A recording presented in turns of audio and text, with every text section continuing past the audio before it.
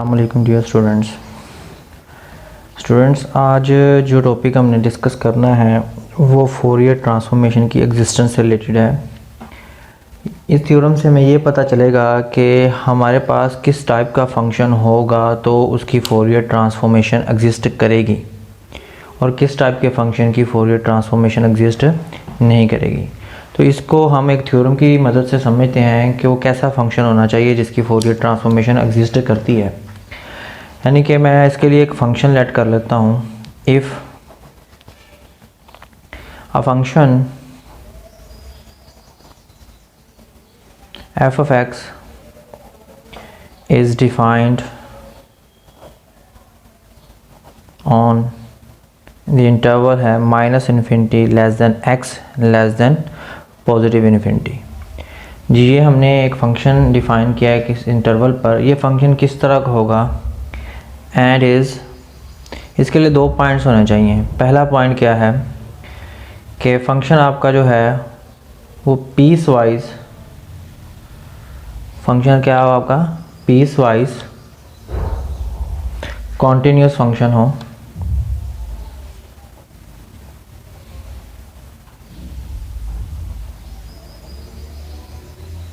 Piece wise continuous on every finite interval. यानी कि हमारे पास कोई भी जो फाइनाइट इंटरवल है उस फाइनाइट इंटरवल के ऊपर अगर आपका फंक्शन पीस वाइज कॉन्टिन्यूस है, सेकेंडली वही फंक्शन आपका एब्सोल्युटली इंटीग्रेबल हो। क्या हो? Absolutely integrable on the interval -∞ less than x less than positive infinity. अगर ये 2 कंडीशन कोई फंक्शन सेटिस्फाई करता है कि फंक्शन जो हमने डिफ़ाइन किया है एक इंटरवल पर, यानी कि पूरी रियल लाइन की बात कर लें हम, तो वो फंक्शन उस इंटरवल के ऊपर पीस वाइज कंटिन्यूस हो एंड एवरी फाइनाइट इंटरवल, ठीक है, और एब्सोल्युटली इंटीग्रेबल हो ऑन दी ऊपर।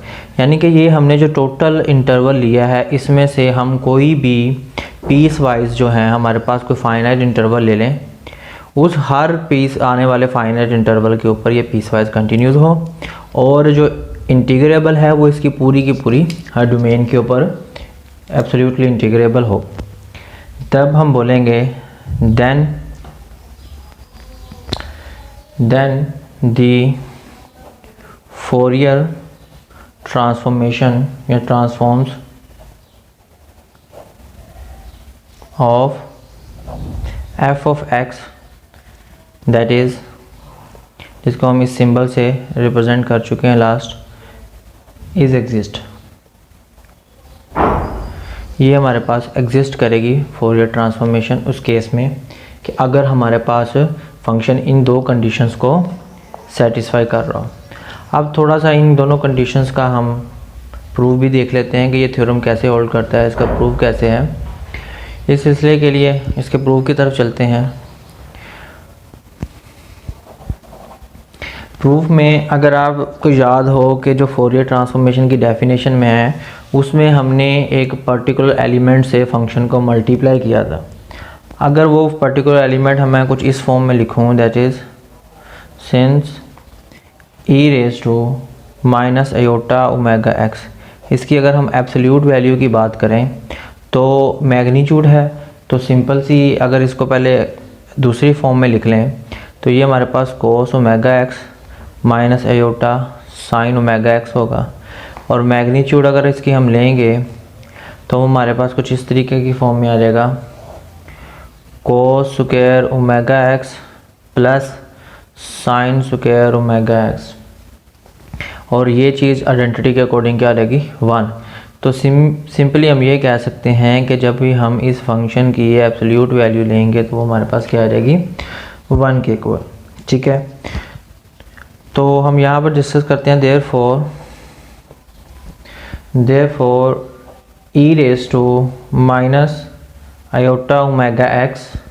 f of x mod is equal to, अब एब्सोल्यूट वैल्यू है, इसका मोड हम सेपरेट भी कर सकते हैं, minus iota omega x, absolute value अलग होगी और ये mod of f of x अलग हो गया।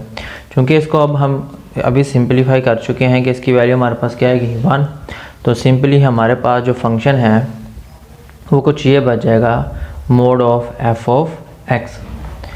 ठीक है, अब यहाँ पर हम चूँकि ऊपर बात कर चुके हैं, सिंस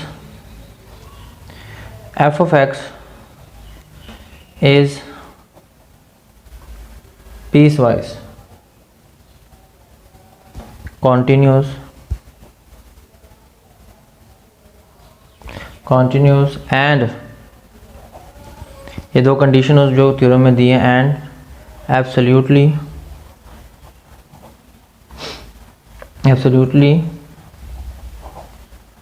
इंटीग्रेबल, तो हम कह सकते हैं on minus infinity less than x less than positive infinity, इसके ऊपर एब्सोल्युटली इंटीग्रेबल है। देयरफॉर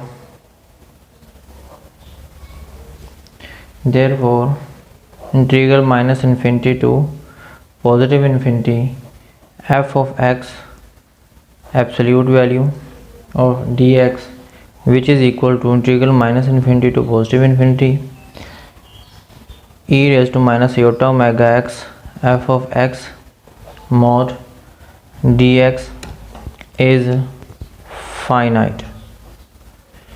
ठीक है, हमने थ्योरम में यही दो कंडीशन डिस्कस की थी कि अगर हमारे पास फंक्शन पीस वाइज कंटिन्यूस हो एवरी फाइनाइट इंटरवल पर और एब्सोल्युटली इंटीग्रेबल हो, तब उसका फोरियर ट्रांसफॉर्म एग्जिस्ट कर रहा है। हम यही प्रूव करने लगे हैं। हमने एक फंक्शन डिफाइन किया है एफ ऑफ एक्स, उसमें कुछ कंडीशन लगाई हैं। अगर हमने कहा कि ये पीस वाइज कंटिन्यूस इंटीग्रेबल है तो इसका फोरियर ट्रांसफॉर्म कैसे एग्जिस्ट करेगा, तो अब हम उसकी तरफ जा रहे हैं। हमने यहाँ पर इस फंक्शन को डिस्कस किया है कि ये एब्सोल्युटली इंटीग्रेबल है, हमने उसकी एब्सोल्यूट वैल्यू को भी डिस्कस किया है। अब ये बताना कि इसका फोरियर ट्रांसफॉर्म एग्जिस्ट करता है, तो हम यहाँ पर वही अपने पहले डेफिनेशन की हेल्प लेंगे कि डेफिनेशन के अकॉर्डिंग हमारे पास इसकी फोरियर ट्रांसफॉर्मेशन कैसे एग्जिस्ट करती है। जी यहाँ पर हम डिस्कस करते हैं जी, कॉन्सिक्वेंटली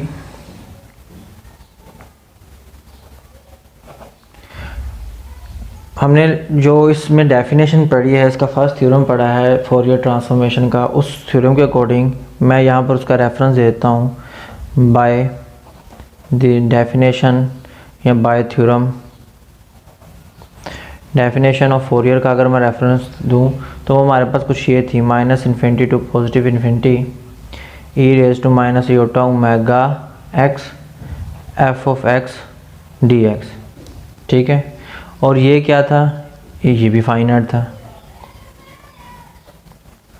ठीक है, हमने लास्ट डेफिनेशन में ये बात डिस्कस की है कि हमारे पास फोरियर ट्रांसफॉर्मेशन ये होल्ड ही उस वक्त करेगा जब हमारे पास ये चीज़ फाइनाइट होगी। अगर इनफाइनाइट होगी तो फिर ये होल्ड नहीं करेगा।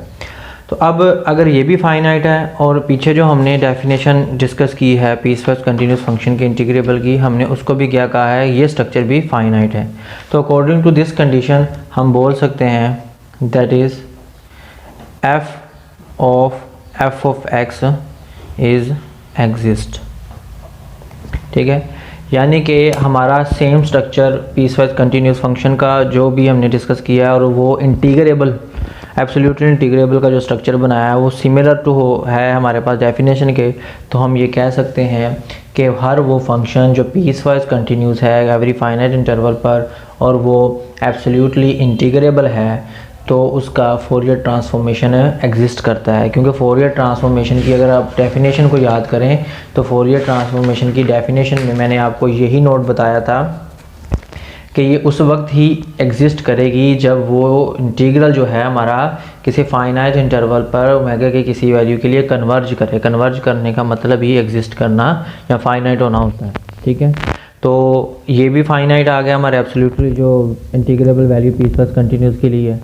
तो उसी वजह से हम ये कह सकते हैं कि हमारे पास हर वो फंक्शन जो पीस वाइज कॉन्टीन्यूस फंक्शन है उसकी और एब्सोल्युटली इंटीग्रेबल भी है, तो फिर हम उसका फोरियर ट्रांसफॉर्मेशन भी एग्जिस्ट करता है क्योंकि वो फाइनाइट होगा। और साथ में हम ये भी समझ लें कि ये जो मैंने एग्जिस्टेंस थ्योरम की कंडीशन आपको बताई है, ये एक सफिशिएंट कंडीशन है, ये नेसेसरी कंडीशन नहीं है, ठीक है ना।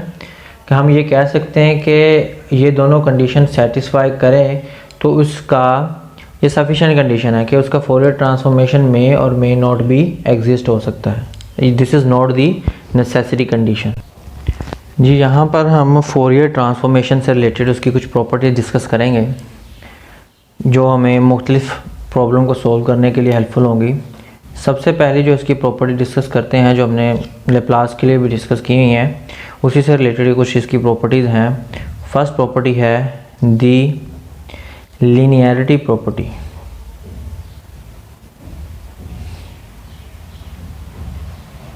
दी लीनियरिटी प्रॉपर्टी जी, ये प्रॉपर्टी हमें क्या बताती है कि अगर हमारे पास कोई भी फोरियर ट्रांसफॉर्मेशन है, वो एक लीनियर ऑपरेटर है।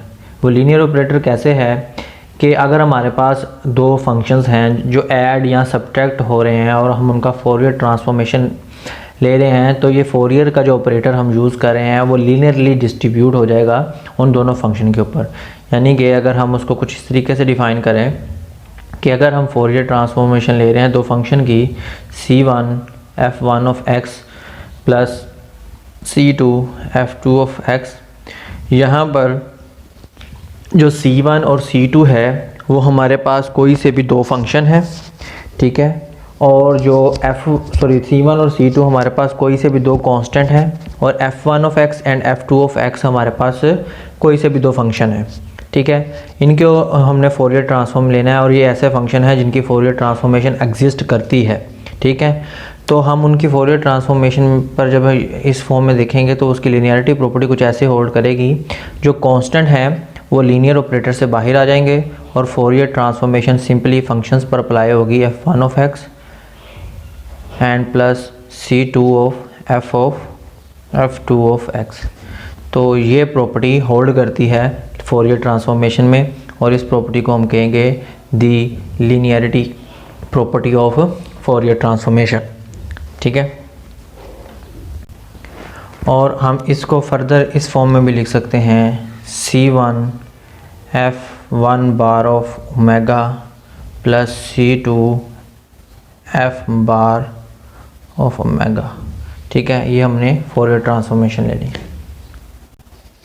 जी। अगर हम इसकी नेक्स्ट प्रॉपर्टी को डिस्कस करें, जो हमारे पास नेक्स्ट प्रॉपर्टी है वो है shifting on omega axis. Shifting on omega axis. ये प्रॉपर्टी हमें क्या एक्सप्लेन करती है कि अगर हमारे पास फोरियर ट्रांसफॉर्मेशन किसी फंक्शन की एग्जिस्ट करती है जो इस फॉर्म में है f bar of omega, then हमारे पास अगर ये केस आ जाए, देन फोरियर ट्रांसफॉर्मेशन आ जाए हमारे पास e raise to iota ax f of x। यानी कि हमारे पास फोरियर ट्रांसफॉर्मेशन एक ऐसे फंक्शन की आ जाए जिसके साथ एक्सपोनेंशियल फंक्शन प्रोडक्ट की फॉर्म में आ रहा है, तो हम उसकी फोरियर ट्रांसफॉर्मेशन पर ये प्रॉपर्टी यूज़ कर सकते हैं उसका रिज़ल्ट एवेलुएट करने के लिए कि हम उसको ओमेगा एक्सिस पर शिफ्ट करेंगे। और शिफ्ट कैसे होगा कि अगर हमारे पास जो एक्सपोनेंशियल फंक्शन का जो कोफिशिएंट आ रहा है, यानी कि यहाँ पर जैसे a आ रहा है, आयोटा को और x को इग्नोर करके, x वेरिएबल है, तो यहाँ पर इस कोफिशिएंट को देखेंगे, अगर तो ये पॉजिटिव साइन के साथ है तो ओमेगा एक्सिस में से ये जाकर सब्ट्रैक्ट होगा, और अगर ये नेगेटिव साइन के साथ है तो ओमेगा एक्सिस पर जाकर ये ऐड होगा। यानी कि इसको हम अगर फोरियर ट्रांसफॉर्मेशन ले लें तो ये कुछ इस तरीके से हो जाएगा ओमेगा माइनस a। तो this property is known as the shifting on x axis, और इससे रिलेटेड प्रॉपर्टीज़ हमने लेप्लास ट्रांसफॉर्मेशन में भी पढ़ी है। होप सो आपको ये अंडरस्टैंड करना मुश्किल नहीं हो रहा होगा, ठीक है। इन प्रॉपर्टीज़ के प्रूफ भी हैं, वो वेरी सिंपल हैं। आपने जो basic definition of Fourier transformation की पढ़ी है उनको अगर आप यूज़ करें, इनके ऊपर अप्लाई करें, तो आप इजीली इन फंक्शंस तक, इनके रिज़ल्ट तक पहुंच सकते हैं। अगर फिर भी आपको इन प्रॉपर्टीज़ में प्रॉब्लम आए इनके प्रूफ्स की, तो आप उसको डिस्कस कर सकते हैं जी। इसी से इसी से रिलेटेड हम एक और प्रॉपर्टी डिस्कस करते हैं जो है शिफ्टिंग ऑन एक्स एक्सिस। ये किस केस में शिफ्टिंग होगी?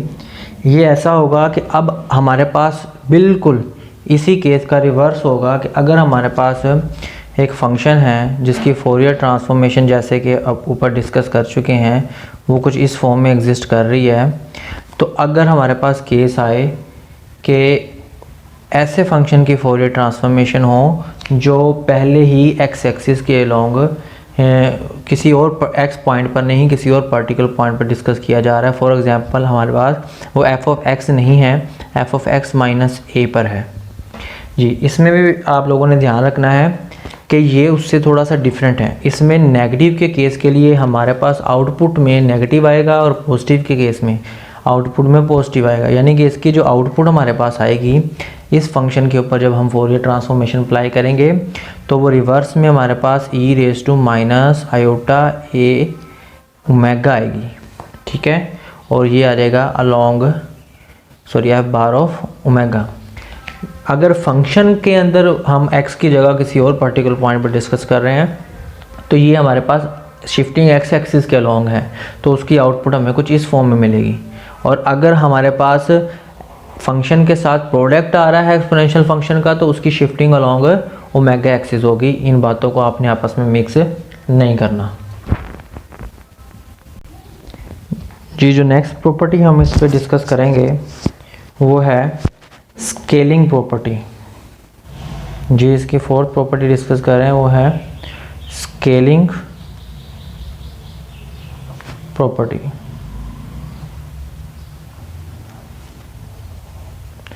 जी। स्केलिंग प्रॉपर्टी हमें क्या एक्सप्लेन करती है? स्केलिंग प्रॉपर्टी में भी हम वैसे ही करेंगे कि अगर हमारे पास किसी फंक्शन की फोरियर ट्रांसफॉर्मेशन एग्जिस्ट कर रही है कि if F of Fourier transformation of f of x is equal to F bar of omega, then हमारे पास कौन सा केस हो। इस केस में हम देखेंगे कि फोरियर ट्रांसफॉर्मेशन हम एक ऐसे फंक्शन की लेंगे जिसमें फंक्शन में मौजूद वेरिएबल जो है वो किसी भी कांस्टेंट का मल्टीपल आ रहा हो। तो इस केस में हम उसकी फोरियर ट्रांसफॉर्मेशन में याद रखेंगे कि ये केस अप्लाई करेंगे, जो कांस्टेंट है उसकी एब्सोल्यूट वैल्यू को डिस्कस कर लेंगे 1/a मॉड, और फोरियर ट्रांसफॉर्मेशन में हमारे पास वो आ जाएगा omega over a. This is known as the scaling property of Fourier transformation. और यहाँ पर जो ए है here where a is any real number, ठीक है, ये कोई भी रियल नंबर हो सकता है हमारे पास।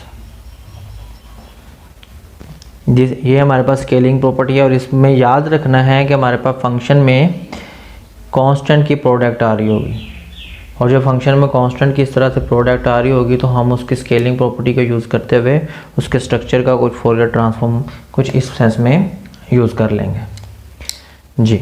नेक्स्ट हम जो प्रॉपर्टी डिस्कस करने लगे हैं उस प्रॉपर्टी का नाम है रिवर्सल प्रॉपर्टी। अच्छा, इन सारी प्रॉपर्टीज़ से रिलेटेड प्रॉब्लम भी हम डिस्कस करेंगे, डोंट वरी। तो इनसे रिलेटेड क्वेश्चंस भी हैं हमारे पास, काफ़ी सारे प्रॉब्लम्स भी हैं। तो अभी मैं सिर्फ आपको एक तरतीब के साथ प्रॉपर्टी डिस्कस कर रहा हूँ। ये सारी प्रॉपर्टीज़ एक दफ़ा डिस्कस कर लेंगे तो हम इनसे रिलेटेड जो है वो प्रॉब्लम भी सारे एक ही लेक्चर में डिस्कस कर लेंगे। मैं कुछ आपको प्रॉब्लम्स इससे रिलेटेड दूंगा जो सिंपल फॉर्म में होगी, आप इन प्रॉपर्टीज़ को अप्लाई कीजिएगा, आपको समझ आ जाएगी ये प्रॉपर्टीज़ कैसे काम करती हैं जी। अब रिवर्सल प्रॉपर्टी बेसिकली हमें किस फॉर्म के लिए यूज़ होती है कि यहाँ पर ये प्रॉपर्टी हमें ये कहते हैं कि अगर हमारे पास यानी कि हम ये जानते हैं कि यहाँ पर फोरियर ट्रांसफॉर्मेशन जब हम लेते हैं किसी फंक्शन का जो एक्स पर डिपेंड कर रहा है वो ओमेगा में कन्वर्ट हो जाता है। वो कहता है कि अगर यहाँ पर फंक्शन में एफ ऑफ एक्स की जगह एफ ऑफ नेगेटिव एक्स आए तो रिवर्सल प्रॉपर्टी ये कहता है कि फोरियर ट्रांसफॉर्म भी उसी के नेगेटिव साइन के साथ आपको रिवर्स मिलेगा, उसमें कोई चेंजिंग नहीं आएगी। फॉर एग्जांपल इफ़ हम बात करें फोरियर ट्रांसफॉर्म है, हमने अप्लाई किया है एफ ऑफ एक्स का, कुछ ये है F bar of omega, then इसकी जो रिवर्सल प्रॉपर्टी है वो ये कहती है कि अगर हम फोरियर ट्रांसफॉर्मेशन लें एफ ऑफ नेगेटिव एक्स का तो हमारे पास जो उसकी फोरियर ट्रांसफॉर्मेशन आएगी वो नेगेटिव ओमेगा आएगी। This is known as the reversal property. ठीक है, और इसमें हम क्या करते हैं, जस्ट इसकी जब डेफिनेशन अप्लाई करते हैं उसमें जो हमारे पास ए की वैल्यू होती है बेसिकली वो नेगेटिव 1 लेते हैं और स्केलिंग प्रॉपर्टी का यूज़ करते हैं। ए की जगह पर नेगेटिव वैल्यू लें और अबव जो हमने डिस्कस किया वो स्केलिंग प्रॉपर्टी उसको यूज़ करें तो हमारे पास ये आंसर आ जाएगा। ठीक है, इसको सॉल्व करने की कोशिश कीजिएगा खुद से। नेक्स्ट है हमारे पास symmetry property.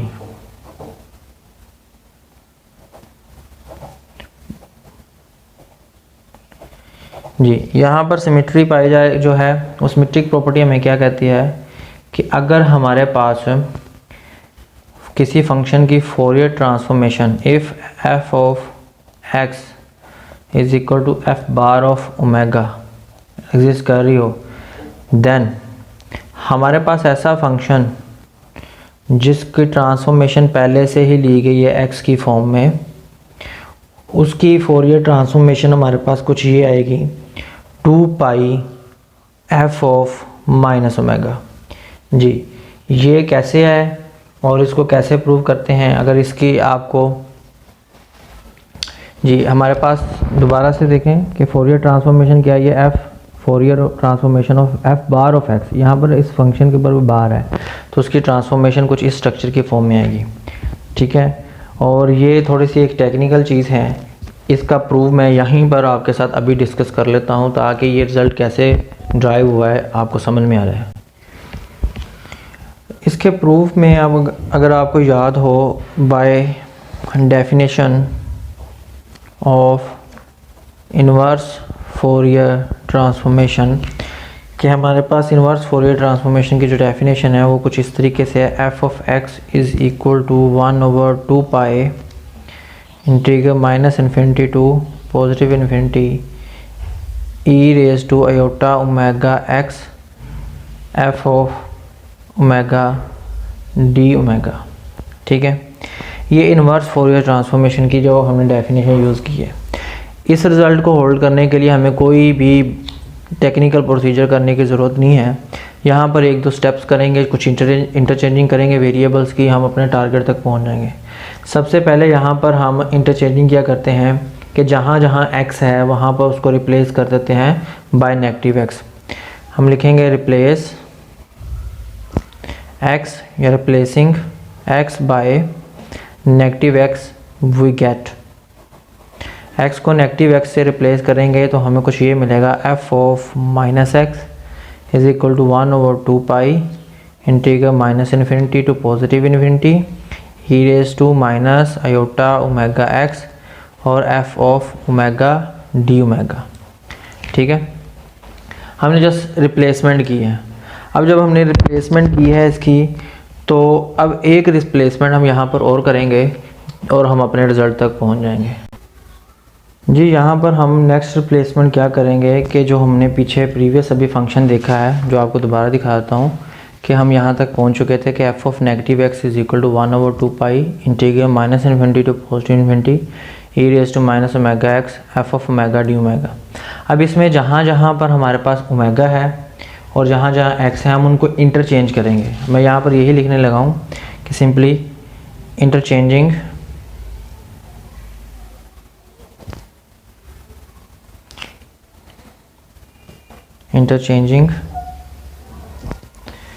x and omega we get। जी, गिवन फंक्शन में हम x को जब इंटरचेंज करेंगे ओमेगा के साथ तो हमारे पास चूँकि लेफ़्ट साइड पर यहाँ पर नेगेटिव x था तो उसकी जगह नेगेटिव अपनी जगह पर x की जगह आ जाएगा ओमेगा, यहाँ पर आ जाएगा 1/2 pi integral minus infinity to positive infinity. ठीक है, e raise to minus iota. देखिए यहाँ पर ओमेगा भी था और x भी था तो ओमेगा की जगह x आ जाएगा और x की जगह ओमेगा x की जगह ओमेगा आएगा और ओमेगा की जगह x आएगा, तो इधर से कोई इफ़ेक्ट नहीं होगा। और यहाँ पर हमारे पास आ रहा था एफ बार ऑफ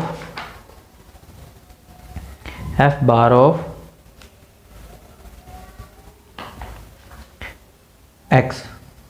ठीक है।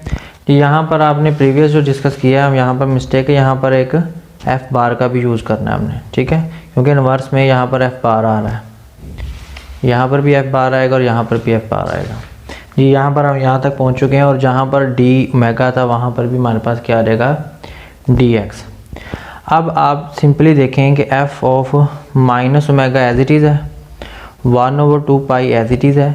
सिर्फ इतने फंक्शन पर फोकस करें तो आपको क्लियरली नज़र आएगा कि ये फोरियर ट्रांसफॉर्मेशन की डेफिनेशन बन चुकी है, ठीक है। और फोरियर ट्रांसफॉर्मेशन एक ऐसे फंक्शन की जिसके ऊपर ये बार है, तो हमने इसको सिंपली लिखा कि this is the Fourier transformation of F bar of x, this is the Fourier transformation of F bar of x.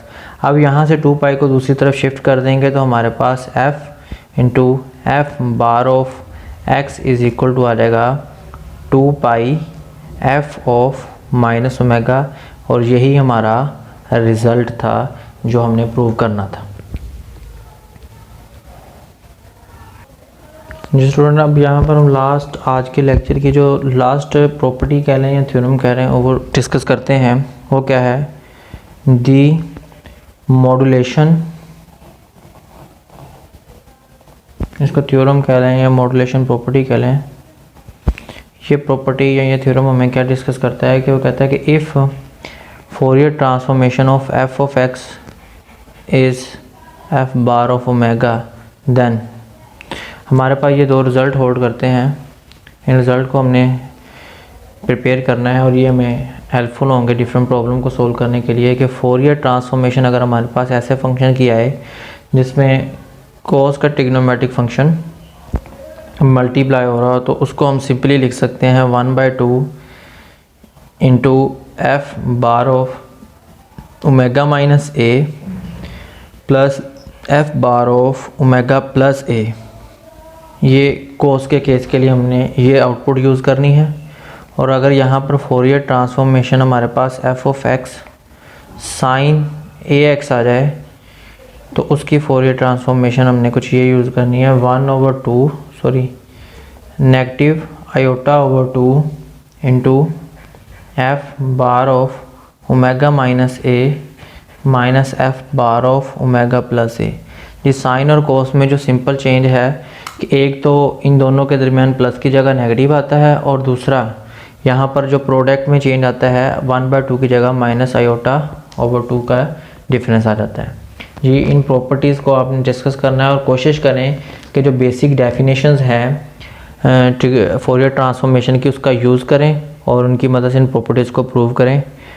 और कोशिश करें ये ग्रुप स्टडी में अपने जो मैंने ग्रुप्स बनाकर आप लोगों को शेयर किए हैं उन ग्रुप्स में ये सारी प्रॉपर्टीज़ को आप डिवाइड करें और डिवाइड करके अपने अपने तौर पर एक दूसरे को शेयर करें कि जो स्टूडेंट एक प्रॉपर्टी सॉल्व करके दूसरे को शेयर कर दे, कोई दूसरा एक एक दो प्रॉपर्टीज़ करके इनके प्रूव करें सब मिलकर। और कोशिश करें ग्रुप्स में जो मैंने बनाए हैं उनमें इनको डिस्ट्रीब्यूट करके सॉल्व कर लें। कोई प्रॉब्लम आएगी किसी के सोल्यूशन फाइंड करने के लिए वो हम उससे डिस्कस कर सकते हैं।